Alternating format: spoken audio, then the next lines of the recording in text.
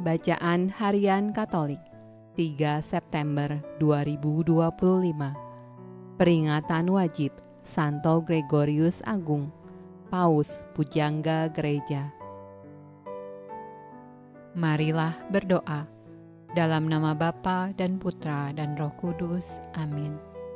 Allah yang berbelas kasih, sabdamu adalah terang dan pelita hidup kami.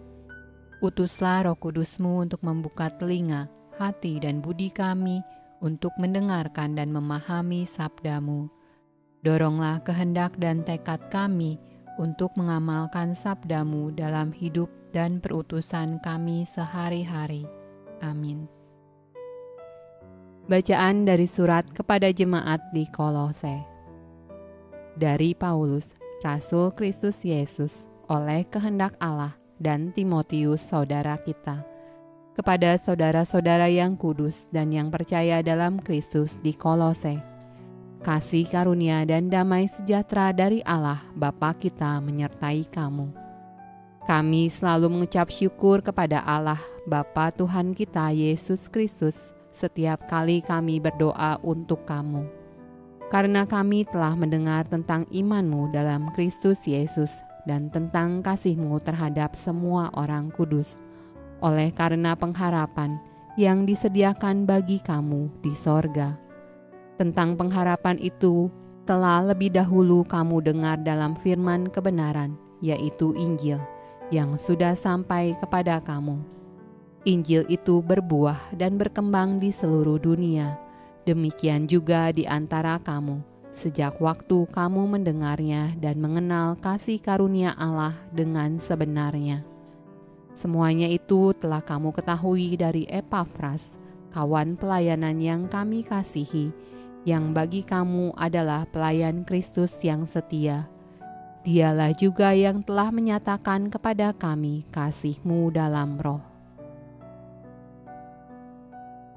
Mazmur tanggapan dari kitab Mazmur.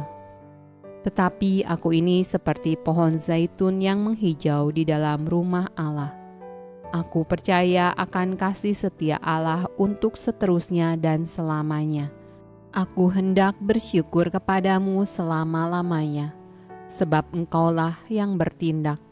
Karena nama-Mu baik, aku hendak memasyurkannya di depan orang-orang yang Kau kasihi. Bacaan dari Injil Lukas. Kemudian ia meninggalkan rumah ibadat itu dan pergi ke rumah Simon. Adapun ibu mertua Simon demam keras dan mereka meminta kepada Yesus supaya menolong dia.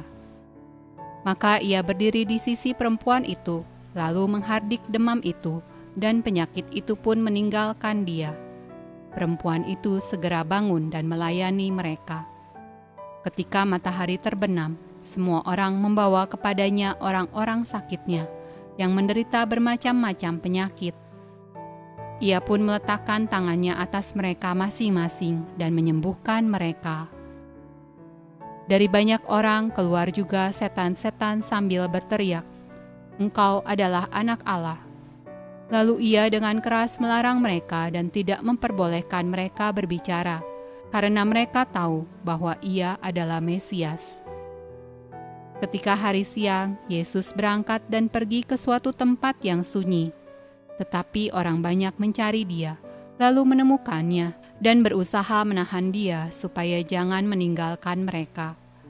Tetapi ia berkata kepada mereka, "Juga di kota-kota lain, aku harus memberitakan Injil Kerajaan Allah, sebab untuk itulah aku diutus."